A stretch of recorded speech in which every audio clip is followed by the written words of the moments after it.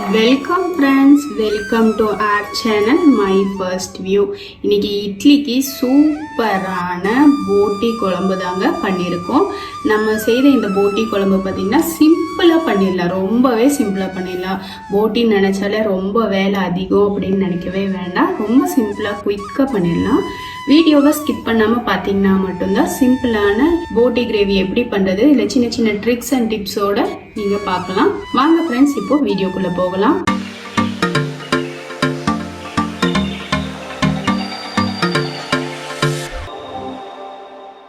இப்போ இங்கே நம்ம ஒரு ப்ரெஷர் குக்கர் வச்சுருக்கோம். இப்போ பார்த்தீங்கன்னா நம்ம போட்டி க்ளீன் பண்ணி வச்சுருக்கோம், அதை முதல்ல சேர்த்திடலாம். அடுத்ததாக இதுக்கு தேவையான அளவு தண்ணி, இது வேகணும், அதுக்காக தேவையான அளவு தண்ணி சேர்த்திக்கலாம். இப்போ இதுக்கு தேவையான அளவு உப்பும் கூடவே சேர்த்திடலாங்க, மஞ்சள் பொடி. இப்போ இதை ஒரு 10லேருந்து 12 விசில் விட்டு எடுத்துடலாம். இப்போ நம்ம இங்கே ஒரு பேன் வச்சுருக்கோம், இதில் ஒரே 1 டீஸ்பூன் அளவுக்கு மட்டும் நான் எண்ணெய் சேர்த்திக்கிறேங்க. இப்போ இதில் கடலை பருப்பு 1 டீஸ்பூன், உளுத்தம் பருப்பு 1 டீஸ்பூன், அரிசி 1 டீஸ்பூன், பட்டை ஒரு 2 இன்ச் அளவுக்கு எடுத்திருக்கேன், சின்னதாக இருக்கிறதுனால 2 இன்ச் அளவு எடுத்திருக்கேன். ஒரு 4-5 கிராம்பு எடுத்திருக்கேன், அதுவும் சேர்த்திடலாம். சோம்பு பார்த்தீங்கன்னா 1 டீஸ்பூன் எடுத்திருக்கேன். சீரகமும் 1 டீஸ்பூன் அளவுக்கு, சின்ன டீஸ்பூன்ல 1 டீஸ்பூன் அளவுக்கு எடுத்திருக்கோம். இதோட குருமிளகு பார்த்தீங்கன்னா நல்ல 1 டேபிள் ஸ்பூன் அளவுக்கு எடுத்திருக்கேன். ஸ்லோ ஃப்ளேமில் வச்சு நம்ம வறுத்து கொடுத்துடலாங்க. ஃப்ளேமை ஹை பண்ணிட வேணாம், ஸ்லோ ஃப்ளேமில் வச்சு வறுத்து கொடுத்துடலாம். இந்த குழம்பு பார்த்திங்கன்னா நமக்கு அந்த போட்டி வெந்துச்சுனாலே போதும், டக்குன்னு ஈஸியாக செஞ்சிடலாம். நம்ம இதில் மேஜராக குருமிளகு சேர்த்துருக்கோம், அதனால வரமிளகா கம்மி பண்ணிக்கலாம். இப்போ இந்த கடலைப்பருப்பு, உளுத்தம் பருப்பு, அரிசியெல்லாம் பார்த்திங்கன்னா நல்லா வறுபட்டுருக்கு. இப்போ இதை நம்ம எடுத்துடலாங்க. இப்போவும் அதே பேனில் திரும்பவும் 1 டீஸ்பூன் அளவுக்கு எண்ணெய் சேர்த்திக்கலாங்க.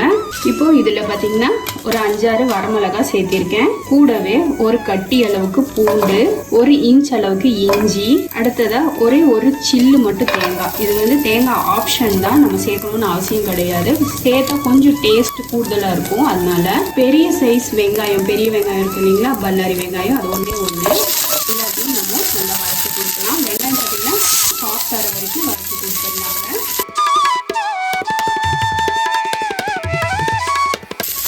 இப்போ வெங்காயம் பார்த்தீங்கன்னா நல்லா சாஃப்ட் ஆகிடுச்சு. தேங்காய் ரொம்ப வதக்கணும்னு அவசியம் இல்லை. ஸோ இது எல்லாத்தையும் நான் ஒரு சைடில் ஓரம் பண்ணிடுறேன். இதுவில் ஒரு 1/2 டீஸ்பூன் அளவுக்கு கசகசா சேர்த்துடலாம். ஏன்னா இது குருமிளகோட தான் நம்ம வறுத்து இருக்கணும், அதனால நம்ம மறந்துட்டோம்னால இப்போ இது நடுவில் போட்டு இது போல் கசகசாவையும் லைட்டாக வறுத்து போட்டுடலாம். கசகசா சேர்க்கும் போது நமக்கு உங்களுக்கு கன்சிஸ்டன்சி கொஞ்சம் கெட்டியப்படும். ரெண்டாவது டேஸ்ட் பார்த்திங்கன்னா ரொம்பவே சூப்பராக இருக்கும். பொதுவாக நான்வெஜ்ஜுக்கெல்லாம் கசகசா சேர்க்கணும். இப்போ வர வர யாருமே கசகசா சேர்க்கறத மறந்துட்டோம். இப்போ இதோட நல்லா கலந்து விட்டுடலாம். ஃப்ளேம் ஆஃப் பண்ணிவிட்டு கடைசியாக ஒரு கைப்பிடி அளவுக்கு கருவேப்பிலை சேர்த்திடுறேங்க. ஃப்ளேம் சூட்லேயே இந்த கருவேப்பிலை வறுபட்டால் போதும். எனக்கு பொதுவாக இது போல் கருவேப்பிலை அதிகமாக சேர்க்கறது ரொம்பவே பிடிக்கும். இது பார்த்திங்கன்னா நமக்கு டேஸ்ட்டு நல்லாயிருக்கும், கலர் நல்லா கொடுக்கும், அதனால் எனக்கு ரொம்பவே பிடிக்கும். நீங்களும் ட்ரை பண்ணி பாருங்கள், ரொம்பவே நல்லாயிருக்கும். இப்போ கடைசியாக 1 டேபிள் ஸ்பூன் அளவுக்கு நான் மல்லித்தூள் சேர்க்குறேங்க. இது வெறும் மல்லித்தூள் தான். ஏன் நான் முழு மல்லி சேர்க்கலைன்னா அது அரைப்பாட்டுறதுக்கு கொஞ்சம் நறுநறுன்னு இருக்கும், அதனால மல்லி மட்டும் தூளாக சேர்த்திக்கிறேன். இப்போது ஆல்ரெடி நம்ம வறுத்து வச்சுருந்த இந்த ஜீரகம், மிளகு, பட்டை, லவங்கம் இருக்கு இல்லைங்களா, அதுவும் இதோடவே சேர்த்துட்டு இது நல்லா ஆறுனதும் நம்ம நல்ல ஒரு பேஸ்ட்டாக அரைச்சி எடுத்துக்கலாம். அம்மியில் அரைச்சா ரொம்ப சூப்பராக இருக்கும். ஸ்பீடாக அம்மியில் அரைக்க முடியாது, அதனால நம்ம மிக்சர்லேயே போட்டு நல்ல ஒரு ஃபைன் பேஸ்ட்டாக அரைச்சி எடுத்துக்கலாங்க. இப்போது நம்ம மிக்ஸி ஜாரில் போட்டு தண்ணி தெளித்து நல்ல ஒரு ஃபைன் பேஸ்ட்டாக அரைச்சி எடுத்துக்கலாம். இப்போது ஒரு 10 விசில் போல் தான் விட்டுருக்கோம்.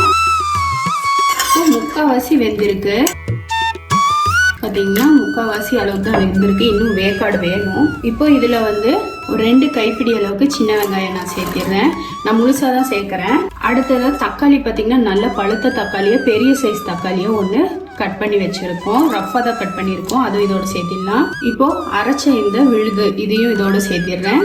நம்ம ஜார் கழுவுன தண்ணி இருக்கும் இல்லைங்களா, அதை வேஸ்ட் பண்ண வேணாம், அதுவும் இதோடவே சேர்த்திடலாம். நம்ம ஏற்கனவே பார்த்தீங்கன்னா உப்பு சேர்த்திருக்கோம், அதனால ஒரு லைட்டாக டேஸ்ட் பண்ணி பார்க்கலாம். உப்பு இருந்ததுன்னா ஓகே, இல்லாட்டி கொஞ்சமாக கூடி உப்பு சேர்த்திக்கலாம், இல்லாட்டி கடைசியாக கூட சேர்த்திக்கலாம். எனக்கு வெங்காயம் முழுசாக சேர்த்தா தான் பிடிக்கும், இல்லை நீங்கள் கட் பண்ணி சேர்க்குறதா இருந்தாலும் சேர்த்திக்கோங்க, தப்பு கிடையாது.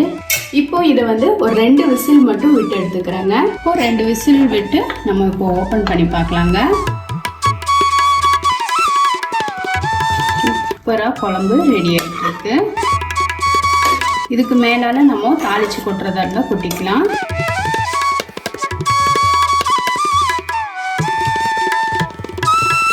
இது பார்த்தீங்கன்னா தோசையோட இட்லியோட எல்லாம் வச்சு சாப்பிட்றதுக்கு ரொம்பவே சூப்பராக இருக்கும். ஈவன் சாதத்தோடு வச்சு சாப்பிட்றதுக்கும் ரொம்பவே சூப்பராக இருக்குங்க. இன்றைக்கி நம்ம குழம்பா செய்திருக்கோம். இதவே நீங்கள் நம்ம போட்டு அரைச்சோம் இல்லைங்களா மசாலாலாம், அது கொஞ்சம் கொஞ்சம் குவான்டிட்டி கம்மி பண்ணி இதே மெத்தடில் சுண்டை வச்சு எடுத்திங்கன்னா நல்ல ஒரு கிரேவி பதத்துக்கு இன்னும் கூட ரொம்பவே சூப்பராக இருக்கும். கடைசியாக கொத்தமல்லி தலையை தூவி இறக்கிடலாங்க. அவ்வளோதாங்க, சூப்பர் டேஸ்டியான என்னோட ஸ்டைலில் போட்டி கறி ரெடி ஆயிருக்கு. நம்ம செய்த இந்த போட்டி கறி ரெசிபி உங்களுக்கு பிடிச்சிருந்தா லைக் பண்ணுங்கள், ஷேர் பண்ணுங்கள், மறக்காமல் மை ஃபர்ஸ்ட் வியூவை சப்ஸ்கிரைப் பண்ணுங்கள் ஃப்ரெண்ட்ஸ். பெல் ஐக்கானோட ஆளுங்கிற ஆப்ஷனையும் கிளிக் பண்ண மறந்துடாதீங்க. இது வரைக்கும் வீடியோவை பொறுமையாக பார்த்ததுக்கு ரொம்ப ரொம்ப நன்றி ஃப்ரெண்ட்ஸ். தேங்க்யூ.